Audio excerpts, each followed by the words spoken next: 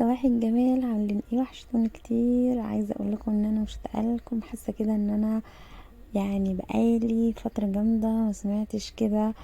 آه كومنت كده حلو منكم.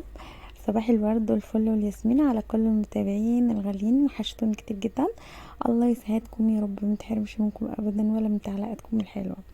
تعملي ايه يا زوزة النهارده؟ الروتين النهارده عسل كده في الهوا، في الشمس. بس تعالوا بقى انا اقول لكم عملت ايه النهارده، واقول لكم كمان انا مبسوطه قوي قوي قوي قوي منكم. يعني عايزه اقول لكم ان انتوا ربنا يا رب يكبر بخاطركم زي ما جابرين خاطري. بجد شكرا لكل داعمين القناه، كل اخ عندي واخت، ربنا يديمكم نعمه في حياتي، ما تحرمش منكم ابدا ابدا. بصوا بقى الكاكا بتاعت البهايم البيبي. انت بتعملي ايه يا ماما؟ بعمل بيبي، بشيل البيبي. بصوا بقى الخط ده هنعمله طبعا اقراص جله، عشان خاطر بقى ايه هما بقى في الشتا بقى انا اكون خلاص سبتهم ومشيت يعني. هنحط كده، هرصصهم كده، لاني بابا او ماما مثلا بيجوا بقى ايه في الموسم بقى في الشتا يعني، يعملوا شاي وكده، يلاقوا شويه كده على الحيطه، يدعوا لي بقى بالمره، كل ما يعملوا شويه يفتكروني، يدعوا لي بقى بالخير. لان انا الصراحه اموت كده في لم الكاكا. قصدي والله ما بحبش المها، بس انا بلمها. امي قالت لي لميهم بقى عشان ايه؟ يبقى عندنا كميه يعني لما تيجي الشتا وكده، لما يكون عندهم مثلا انفار في الغيط وكده، بيعملوا الشاي على الكانون يعني، فبيحتاجوا ايه؟ جلة. بصوا بقى يا حبايبي، النهارده انا هعمل ايه كمان؟ النهارده في طبعا محصول اللي هو محصول الفول. تعالوا بقى تشوفوا الجمال كله لما انزل المحصول بتاع الفول ده. لفيت حته حته، بس ظهر اتقطم وانا موطيه بنقي منه كده الملوخيه يعني. الفول ده فيه ملوخيه، فلازم ان احنا نشيلها لانه خساره يعني. احنا موسم الملوخيه ده فبنجيبها ونجهزها علشان خاطر الشتاء، فمن الطبيعي ان احنا ظهرنا يتقطم ووسطنا يتقطم، بس ننقي الملوخيه.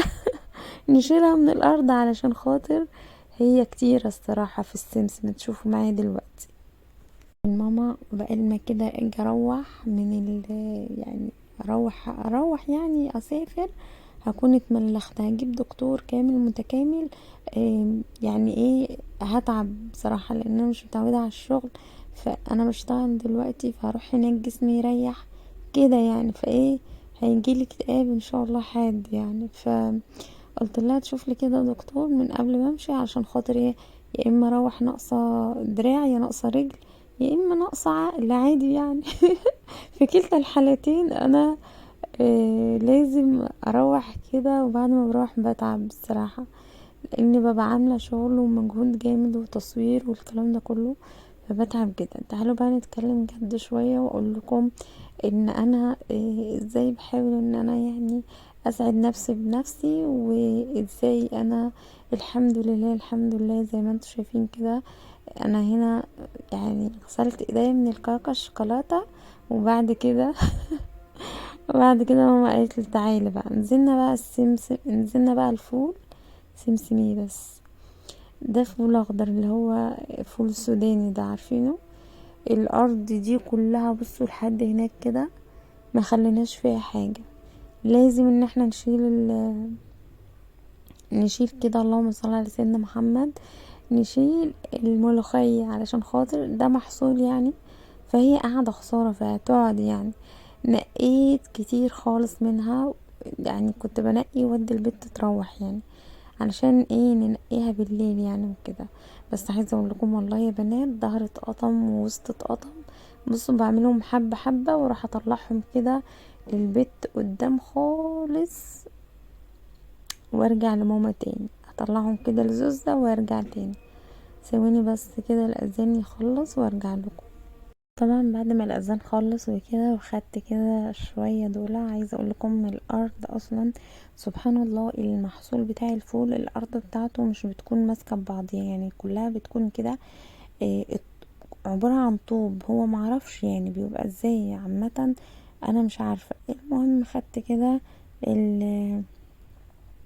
خدت كده الملوخية. بصوا حتى البنات يعني خدتهم، وكان ابن عمي محمد وماما وكده، كلنا الصراحة كنا بنلم فيها. يا رب كده بس نروح على خير، ما يجيلناش كده ديسك ولا حاجة من التوطية اللي احنا وطيناها اليوم ده.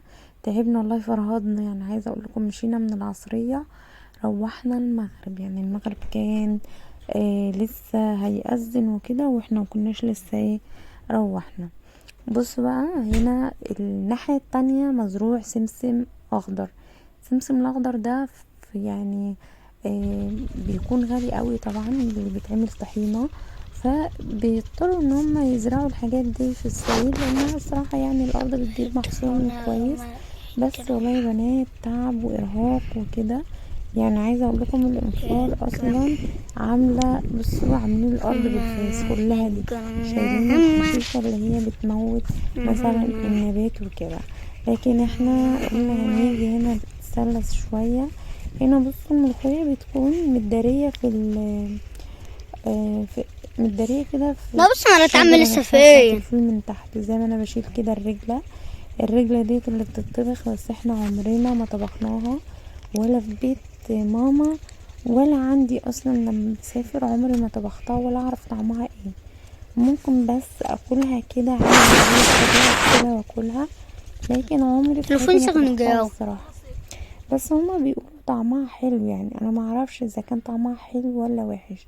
مسكنا الارض كلها ما خليناش فيها اي حاجه، يعني نروح يمين نروح شمال، احنا برضو هننقي كل المحصول ده بتاع الملوخيه. يعني المحصول الفول لازم ينضف، ولازم النباتات تكون اخده السماد بتاعها علشان يعني تطلع محصول كويس. اللهم صل على النبي. على الملوخيه بوكيه ورد ده ولا ايه؟ ده لو بوكيه ورد مش هيكون بالمنظر ده.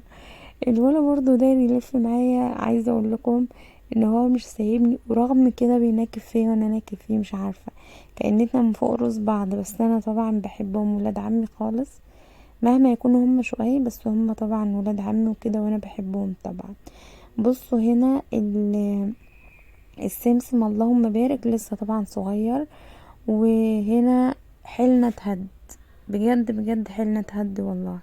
الملوخية اللي هناك دي ابرار بيت، يلا مقصوفة الرقبة انت يا بيت. حياتي يا ابرار شاطرة. شايفين ابرار؟ يا لهوي امسكي طيب، امسكي. ابرار نقيت قد ايه اهو.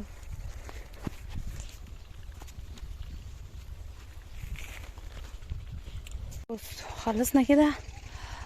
يا لهوي هموت. خلصنا نقوت ملوخية اهو. ماما نقينا انا وماما. عايزه اقول لكم نقينا يعني شويه حلوين. بصوا الملوخيه عامله ازاي، اختلاف ما انا بجيبها هناك. شلناها من جذورها علشان كده كده اصلا مش عايزينها تطلع تاني في البتاع ده اسمه ايه، في الفول والسمسم كده يعني. ده سمسم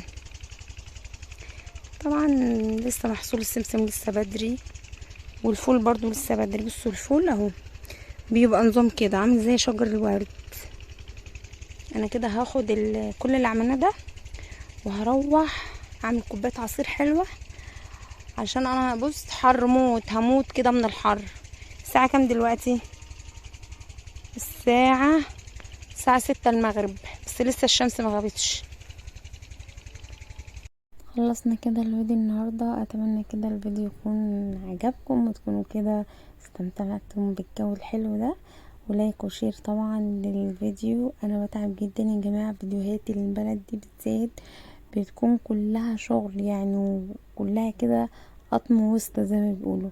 والناس اللي سألتني اللي انتي كنت بتعجني الفيديو اللي فات ده قد ايه دقيق وكده، انا والله يا جماعة ما اعرفش قد ايه بالظبط، بس اللي اعرفه ان كانت كمية كبيرة وكده، لان في كومنتات جاتلي كتير على العجين وكده. وفي ناس قالت لي ان احنا في تونس بنعجن نفس العجين ده في الطشت. اكيد طبعا احنا كلنا عربية موحدة، يعني مفيش فرق بينا.